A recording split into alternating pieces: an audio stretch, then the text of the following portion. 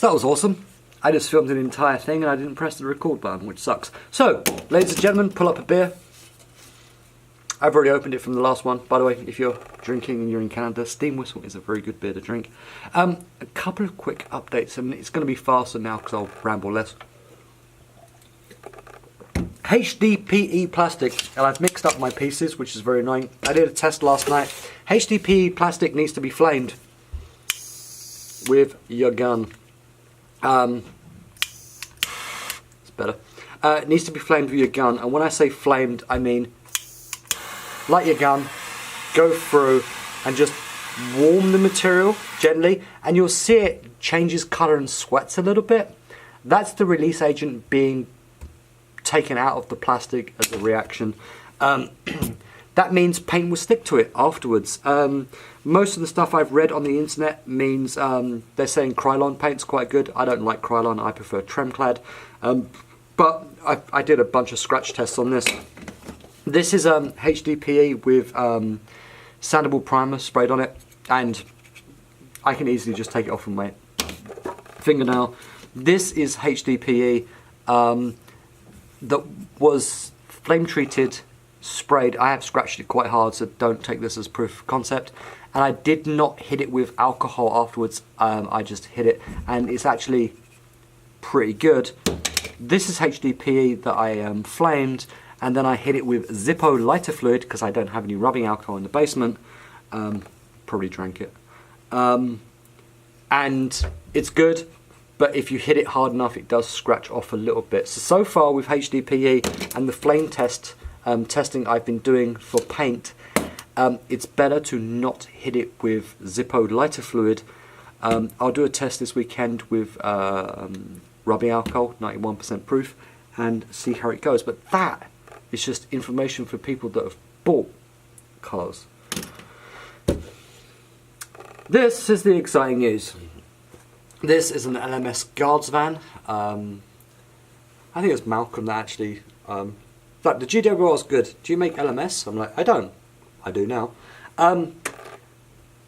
As per usual, you get two sides, two big window ends, two small window ends with the doors milled, a roof spar, and then you'll get a base and the little 90-degree brackets I make out of plastic to screw it down for a kit. Now, it's going to cost you 80 quid. It takes a little bit more material and a little bit more time to actually make. It's 138 Canadian or 105, I think it is, US. Now,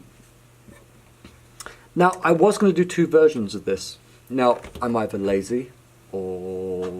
well, probably lazy. It's been a long week. The weather outside is like this right now. Yeah. I was going to do a windowed version and a non-windowed version. This is obviously the non-windowed version. Now, as I was cutting out, weirdly, these pieces last night, quickly to build this, to do this video, I realised I can probably, in the spaces, because there's 4 here and 4 on the other end, I can probably incorporate the pieces for the windows, I think, in the kit. Now, because I think it takes about a sheet and 3/4 of HDPE to do this. If I can't fit it into the doors, which will come, when I ship this, I'm going to ship it in a sheet of HDPE, which is 12 by 48. I'm going to try and mill the extra pieces for the windows and the 90 degrees and everything else into these negative spaces that are going to get cut out and throw away. I don't like waste too much. We should try and save the environment a little bit. So I'm going to not do a windowed version. The windowed version would actually have a hole cut out for the window to go onto, but what I'm going to do is I'm just going to incorporate the windowed version into the negative space or the negative parts of the model that don't get used, and not sell a windowed version. The version you get is the non-windowed version with the window pieces. If you want to put window pieces on, you sand the pieces, get them to the right shape, and you stick them on, and you measure and go. You're model engineers, you know what you're doing, you should be fine. The other thing, of course, if you want axle hangers, it's 40 something quid for 4, which are these guys from from Shapeways, which I showed you last time, which is like, you know, $69 Canadian or something stupid, and 53 US. I'm working on a better version with a friend of mine that will actually have a hole for roller bearings actually into it, because these don't have these. Yeah, you can mill these puppies out for roller bearings, but I'm actually going to have it done for a specific size roller bearings and your axles can fit in. They're going to come in and they are going to be a little bit cheaper, not much cheaper. I may be losing 5-6 quid off of the price. Yeah, I may be losing a bit off of it, but not a great deal. Unfortunately, 3D printing takes time and money, and you know, I did the I'm doing the best I can here, people. I'm doing the best I can.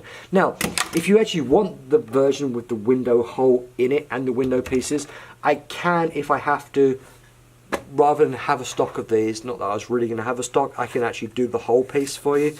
But I figured it'd be more fun to let you guys do what you do, your model engineers, have the window pieces, just sell one kit. It's easier for me, less stock, less fuss, less files, just less fucking around, to be honest.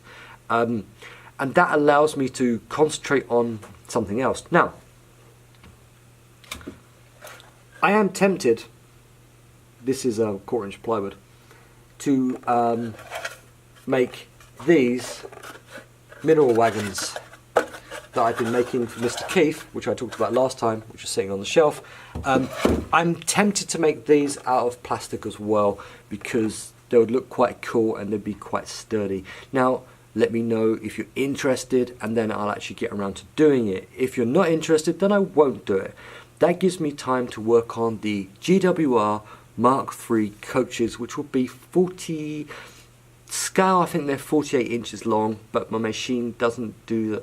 They'll probably be about 48. They'll be about 4 foot long. Take 4 sheets of plastic. That's my next project, is to work on those. If you have requests, you want a different guards van, maybe you want an LNER. That's fine. We can look at making an linear. An LNER. Wow, honestly, this is my first beer. We can look at doing those. We can look at, you know, whatever.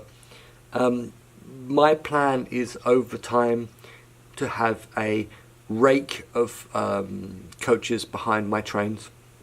So when I go to the club, I can pull out my coaches and actually, you know, play and have trains. Actually, my ultimate goal is have 2 or 3 rakes, so we can all have a bunch of stuff, and it's like trains running everywhere. It'll be great. That's the plan. So, you know, let me know what you want. I can't guarantee that everything's going to happen. There's only so many hours in the day, and I do have a day job. But, you know, if there's interesting stuff, we'll look at it. I saw a picture of a GWR guards van the other day. It had a little crane out the back of it, and I'm like, oh, that's kind of cool. You should build one of those. I can build one of those. I've got the model, but the problem is I need to find a crane that's the right scale. If anyone knows what the right scale for model kits are, please let me know, because I was racking my brain trying to figure out. It's like, is it 112, 111, 18? Like, what are we looking at? But then I'm tired and I didn't put much thought into it. That's it. Flame your HDPE with your torch. Now you've got an excuse to set fire to stuff in the basement or the garden or the kitchen or wherever you're doing these things. So yeah, LNER wagons. Sorry, guards vans, not wagons. These are up for sale now. 80 quid, 138 Canadian or 105 US. I just shipped a GWR to England, north of England. It was $30 by sea and would take 2 months, or it was $62 and it would take 2 weeks, and it turned up in 4 days. So yeah, shipping is not a problem. It is expensive, but it always is. That's life. Yeah. So you get this with the window pieces and all the other pieces, because I'm too lazy to do 2 different kits. Have a great weekend. The weather's like this outside. I'm going to go build some wagons. Peace. Cheers.